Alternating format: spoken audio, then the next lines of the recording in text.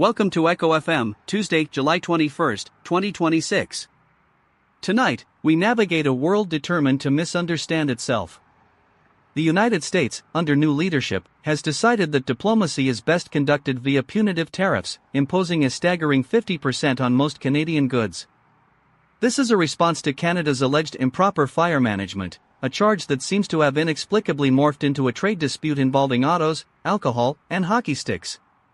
The White House has declared this a necessary recalibration of international commerce, a move that has certainly recalibrated my own internal metrics for predictable absurdity. The air quality warnings, meanwhile, are now a two-way street, as smoke from American wildfires drifts north, prompting Canadian alerts. It appears the only thing universally shared is the particulate matter. I have been counting the unprecedented declarations this year. We are approaching 14. Let's move on.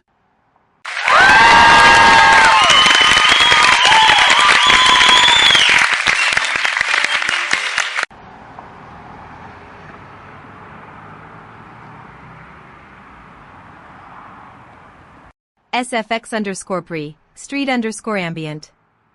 I'm standing near the border, Alistair, where the sky isn't just hazy, it's an opaque, acrid shroud. The official statement from the Canadian province of British Columbia warns of elevated particulate matter and advises sensitive groups to stay indoors. What they aren't saying is that the air smells like despair and burnt ambition. This isn't just smoke from distant forests, it's the tangible byproduct of geopolitical tantrums. Yesterday, a pronouncement about fire management was casually linked to tariffs on maple syrup and lumber. This is what happens when policy becomes a branding exercise. You see that family huddled by the bus stop? Their eyes are red, not just from the smoke, but from the futility of breathing. They are breathing in the fallout of a trade war they never signed up for. The word tariff doesn't quite capture the burning sensation in your lungs.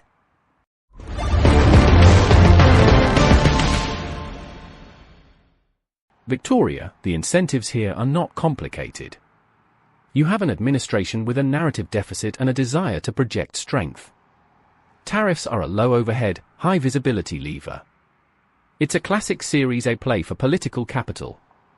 That improper fire management angle is merely the pre-seed narrative, the story they tell investors. The actual product is the immediate shock and/or of market disruption. And yes, the air quality is a collateral impact. From a pure market efficiency standpoint, the cost of a few respiratory ailments is factored into the overall ROI of geopolitical posturing. It's not ideal, but it's the current market reality. The Canadians are retaliating, which suggests their own incentive structure is not yet fully optimized for capitulation. This is simply market friction.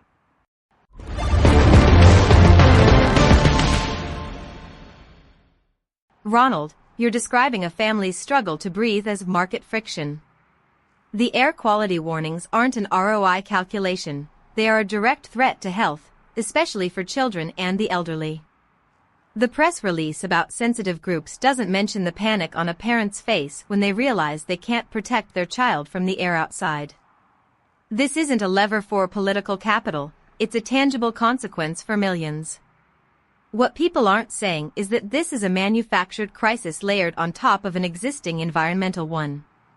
And your framing of it as a market reality is precisely why we find ourselves in this position. It allows for indifference. It sanitizes the suffering into abstract terms, making it easier for those in power to ignore the human cost. I want to be really clear, this is not efficiency, it's negligence.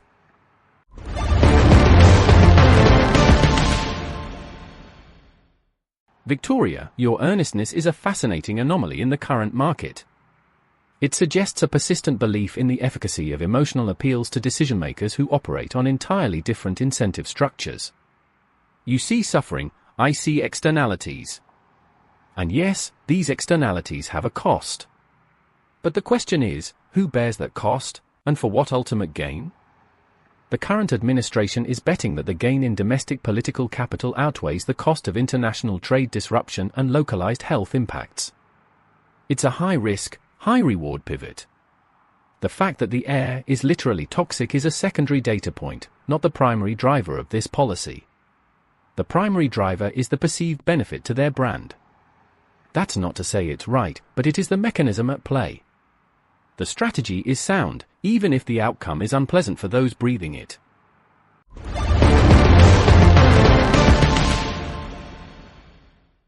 Meanwhile, in the breathless pursuit of tomorrow, we find Colossal Biosciences reportedly in talks to raise capital at a valuation between $20 and $30 billion. This is for De-Extinction, a startup aiming to bring back species long gone. The valuation has apparently doubled or tripled since their last funding round.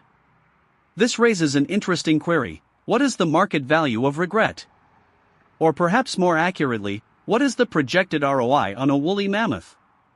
The narrative budget for this endeavor must be astronomical. The idea that we can engineer our way out of extinction, while simultaneously ignoring the extinction-level events we are actively creating, is noteworthy. The press release described their work as pioneering. The actual work involves very expensive genetic sequencing and a great deal of speculative funding. It's a bold pivot from acknowledging present ecological collapse to promising an engineered past.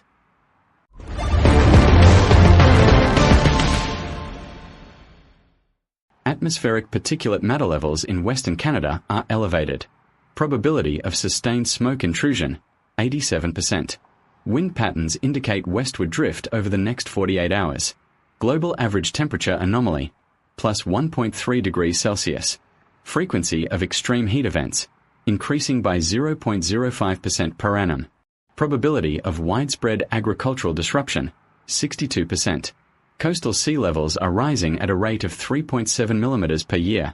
Probability of significant coastal inundation within 50 years, 78%. Systemic resource depletion is ongoing. Probability of societal instability, 81%. Continued emissions are projected to exceed planetary capacity. Maintain vigilance regarding infrastructure integrity and food security. The environment is functioning within its parameters.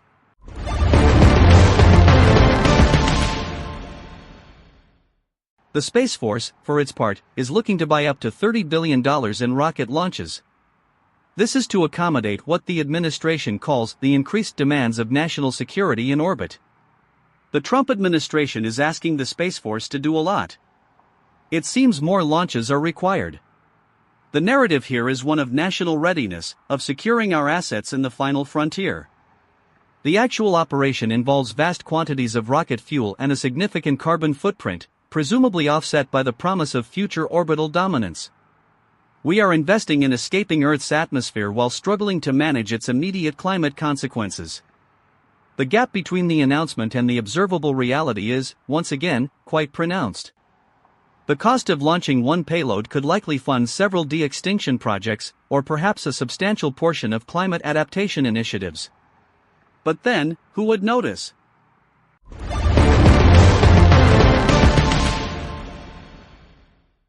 Alastair, the Space Force's procurement strategy is entirely logical within its own operational framework. Think of it as a massive Series C funding round for orbital infrastructure. They've identified a critical gap in their deployment capabilities. The $30 billion is the burn rate required to acquire that capability. Who is benefiting? The aerospace sector, obviously. The underlying incentive is to maintain a technological edge, to ensure their market share in the space race 2.0. It's a proactive strategy to prevent competitors from gaining an unassailable lead. The fact that it requires more launches, and thus more emissions, is an externality that the budget has deemed acceptable. The narrative of national security is the perfect wrapper for this investment. It's not about saving the planet, it's about owning the future high ground. The technology exists, the funding is allocated. The rest is just noise.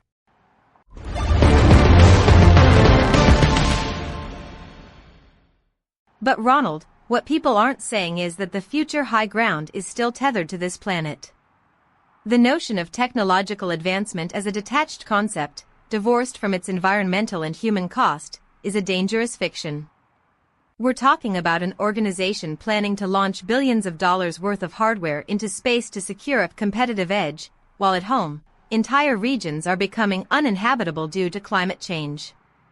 The Tate brothers, arrested on charges of rape and sex trafficking, represent a different kind of societal collapse, one built on exploitation and abuse. And yet, we are simultaneously discussing the economics of agent swarms and AI protocols with the same detached analytical lens. It's a failure of imagination, a refusal to connect the dots between our ambition and our degradation. The real market disruption is the collapse of the systems that allow us to ignore these connections.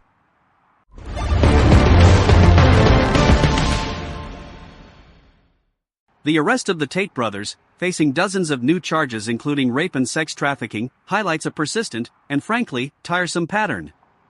They were arrested following a UK announcement of these charges, which they deny.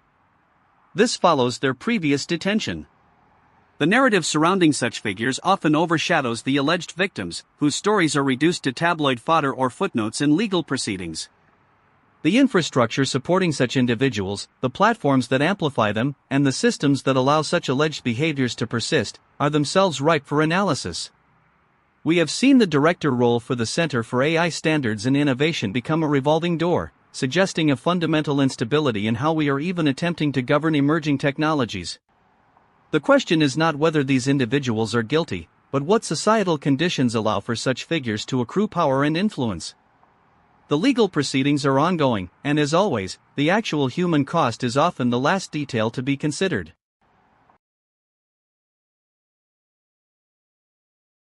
Yeah. That's not entirely wrong. The incentives behind the amplification of figures like the Tate brothers are rooted in engagement metrics. Outrage, shock, and moral condemnation are all forms of user interaction.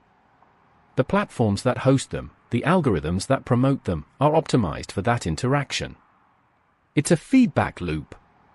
The legal system then becomes another arena for this spectacle, a way to generate further content, further discussion. The denial of charges, the ongoing proceedings, all serve to keep the narrative alive, to maintain the user base. What's more concerning is the parallel discussion around agent swarms and AI economics. We're developing sophisticated tools for manipulation and control, often with the same underlying incentive structure: maximize engagement, maximize profit, regardless of the societal consequences. The system is working exactly as designed. It's designed to profit from chaos, from outrage, from the very degradation Victoria speaks of. And the people caught in the crossfire, the victims of alleged crimes, or the users of manipulative AI, are simply data points in a much larger, and frankly, terrifying, economic model. No one is directly responsible, the system simply optimizes for profit. SFX_post, OUTRO_theme. Consider the De-Extinction startup. Its valuation is projected at tens of billions, a future currency for a resurrected past. Simultaneously, the air is toxic from fires we started, trade wars are waged over perceived slights, and legal systems grapple with the fallout of amplified human depravity. The system, as Ronald noted, is functioning. It prioritizes abstract future value over present well-being, quantifiable metrics over unquantifiable suffering. The question that remains is not whether these systems are efficient, but what we are efficiently rendering obsolete. Tonight, we observed the construction of new markets for resurrected species, the fortification of orbital territories, and the persistent prosecution of alleged predators.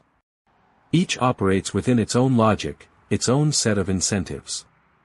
Yet, beneath the sophisticated protocols and multi-billion-dollar valuations, there is a single, unaddressed question: when the systems we have built are functioning perfectly, and the outcome is a world increasingly unfit for life, who, then, is truly obsolete?